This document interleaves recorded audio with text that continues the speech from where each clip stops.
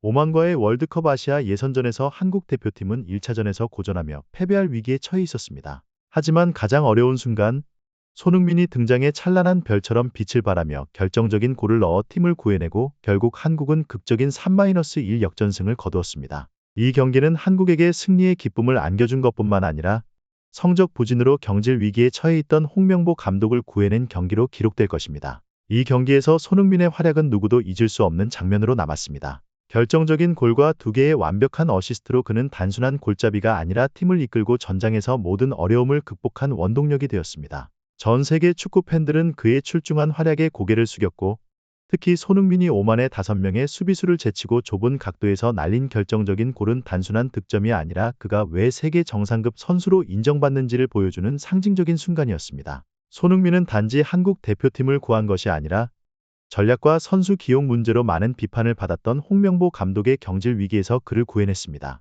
이 경기를 통해 손흥민은 단순히 한국의 스타 플레이어가 아니라 전 세계 최고의 선수 중 한 명이라는 사실을 다시 한번 증명했습니다. 경기 전부터 한국 대표팀은 지난 경기들의 부진한 결과뿐만 아니라 홍명보 감독의 전술 및 선수 기용 방식을 둘러싼 논란으로 많은 압박을 받고 있었습니다. 이는 홍 감독의 지도 경력에서 가장 어려운 시기 중 하나로 팬들과 전문가들의 거센 비판에 직면하고 있었습니다. 특히 논란이 되었던 부분 중 하나는 황희찬을 오른쪽 미드필더로 기용한 것입니다. 이는 황희찬의 주 포지션이 아니며 그를 이 위치에 배치함으로써 한국의 공격이 효과적일지에 대해 많은 의문이 제기되었습니다. 황희찬은 기술과 속도로 유명한 선수이지만 그는 중앙 공격수 또는 스트라이커로 기용될 때 최대한의 능력을 발휘하는 경향이 있습니다. 홍명보 감독이 그를 오른쪽 윙에 배치한 결정은 모험적인 선택으로 보였고, 이 위치는 수비 지원과 중원과의 연계가 중요한 역할을 요구하는데, 이는 황희찬이 특출나지 않은 부분이기도 합니다. 또한 이재성을 선발 라인업에서 제외하고 이강인을 대신 기용한 점도 많은 논란을 불러일으켰습니다.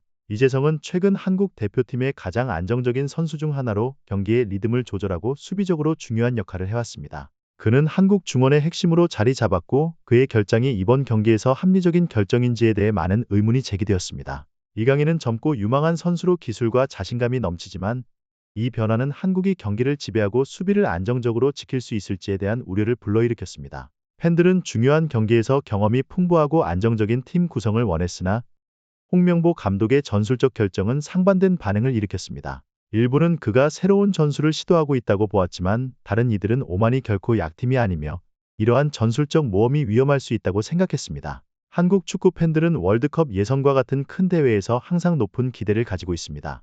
이 경기를 앞두고 이러한 기대는 홍명보 감독과 선수들에게 큰 부담으로 다가왔습니다. 그들은 승리만이 긴장감을 완화하고 팬들의 신뢰를 회복할 수 있다는 것을 알고 있었습니다. 그러나 홍명보 감독의 논란이 된 전술적 결정으로 인해 이 경기는 단순히 경기장 안에서의 전투가 아닌 라커룸 밖에서도 치열한 두뇌 싸움으로 번졌습니다. 홍명보 감독은 이 경기가 자신의 미래를 결정할 수도 있음을 알고 있었습니다.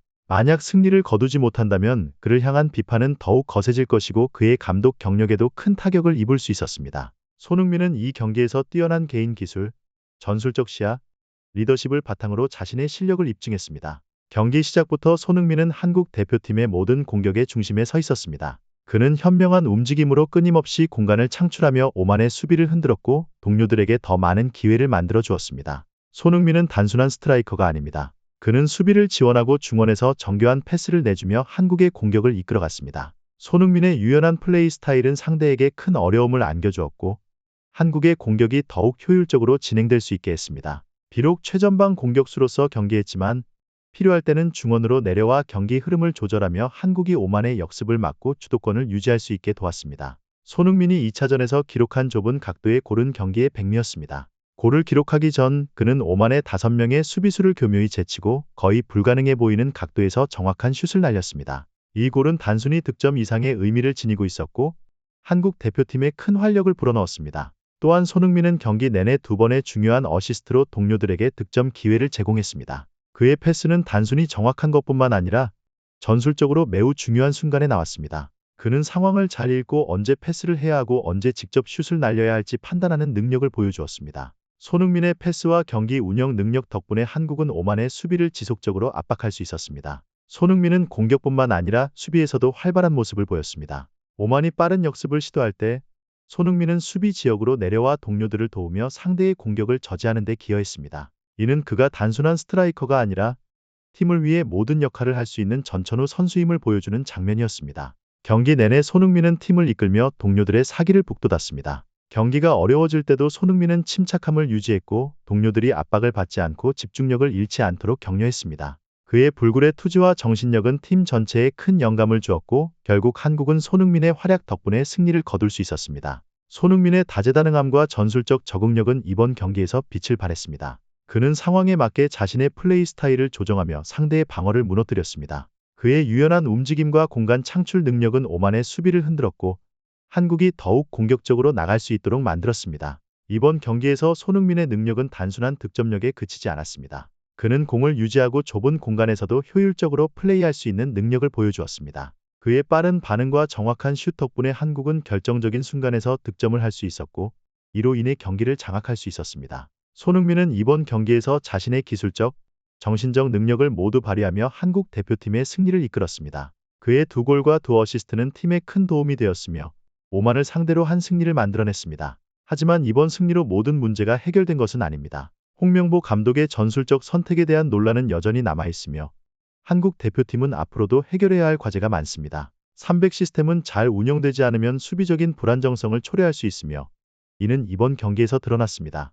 오만은 이 균형의 불안정을 파고들어 몇 차례 위협적인 기회를 만들어냈습니다. 수비에서의 혼란과 공소유에서의 문제는 손흥민과 다른 공격수들의 활약이 없었다면 더 큰 문제로 발전할 수 있었습니다. 홍명보 감독이 선택한 300 시스템은 강력한 중원이 뒷받침되어야 하지만 이재성을 제외하고 황희찬을 오른쪽 윙에 배치한 것은 중원을 약화시켰고 오만에게 공략의 기회를 제공했습니다. 한국이 결국 승리하긴 했지만 많은 이들은 이것이 손흥민의 개인적 능력 덕분이지 효과적인 전술의 결과는 아니라고 생각합니다. 경기 후 전문가들과 팬들의 반응은 대체로 손흥민의 활약에 대한 찬사와 홍명보 감독의 전술에 대한 비판으로 나뉘었습니다. 손흥민은 이번 경기에서 결정적인 역할을 해내며 많은 찬사를 받았습니다. 그의 2골과 2어시스트는 경기의 흐름을 완전히 바꿨으며 많은 전문가들이 한국 대표팀의 승리에 손흥민이 핵심적인 역할을 했다고 평가했습니다. 스카이 스포츠의 해설자 게리 네빌은 손흥민이 몇 초 안에 경기의 판도를 바꿀 수 있는 몇 안 되는 선수 중 하나라고 찬양하며 그의 침착한 결정력과 전술적 시야를 칭찬했습니다.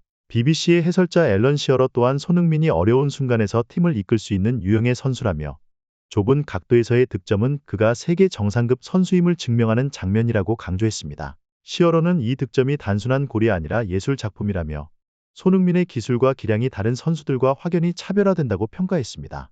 BT 스포츠의 해설자 리오 퍼디난드와 제이미 캐러거도 손흥민의 경기력에 대해 깊이 있는 분석을 내놓았습니다. 퍼디난드는 손흥민이 단순히 득점 능력이 뛰어난 것이 아니라 동료들에게 공간을 만들어주는 현명한 움직임을 통해 한국의 공격 기회를 확대시킨다고 평가했습니다. 캐러건은 특히 손흥민이 골키퍼와 1대1 상황에서 보여준 침착함에 감탄하며 많은 선수들이 쉽게 흥분하는 상황에서도 손흥민은 차분하게 골을 넣을 수 있는 능력을 가지고 있다고 강조했습니다. 하지만 홍명보 감독의 전술에 대해서는 부정적인 평가가 이어졌습니다. 비록 한국이 승리했지만 많은 전문가들은 한국이 손흥민의 결정적인 순간에 너무 의존한 나머지 체계적인 전술적 준비가 부족했다고 비판했습니다. ESPN의 해설자 스티브 맥메나만은 홍명보 감독의 300 시스템을 비효율적이라고 비판하며 더 날카로운 공격수를 가진 팀을 만났다면 결과는 달라졌을 것이라고 경고했습니다. BT 스포츠의 해설자 마틴 키언 역시 한국 대표팀의 불안정한 전술적 밸런스를 우려했습니다. 그는 300 시스템이 오만과 같은 역습이 강한 팀에게는 취약하다고 지적하며 한국이 이번 승리를 손흥민의 개인적인 능력 덕분에 얻은 것이라고 평가했습니다. 한국 팬들도 경기 후 다양한 반응을 보였습니다. 많은 팬들은 손흥민의 활약에 감탄하며 그를 찬양했지만 홍명보 감독의 전술적 선택에 대한 우려는 계속되고 있었습니다. 네이버 스포츠의 한 팬은 손흥민은 우리의 영웅이지만 감독은 더 나은 전술을 찾아야 한다.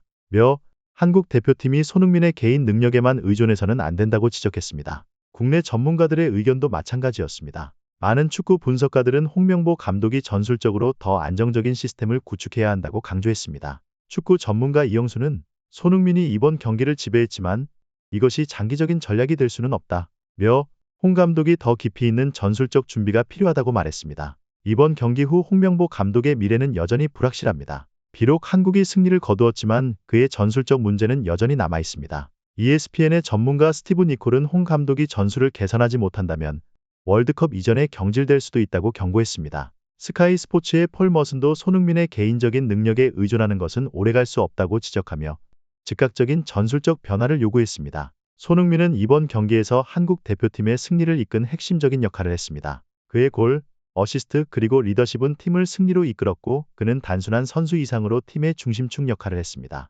그러나 이번 승리는 한국 대표팀이 앞으로 해결해야 할 많은 과제를 남긴 경기이기도 합니다. 한국 대표팀은 손흥민이라는 강력한 무기를 가지고 있지만 더 이상 그에게만 의존해서는 안 됩니다. 홍명보 감독이 전술적 문제를 해결하고 팀의 균형을 맞추는 것이 필요하며 손흥민은 여전히 팀의 핵심 선수로서 앞으로도 계속해서 중요한 역할을 할 것입니다. 감사합니다. 이번 영상 끝까지 시청해주신 여러분들께 감사드리며 앞으로 손흥민과 한국 대표팀에 대한 더 깊이 있는 분석을 원하신다면 구독과 좋아요 부탁드립니다.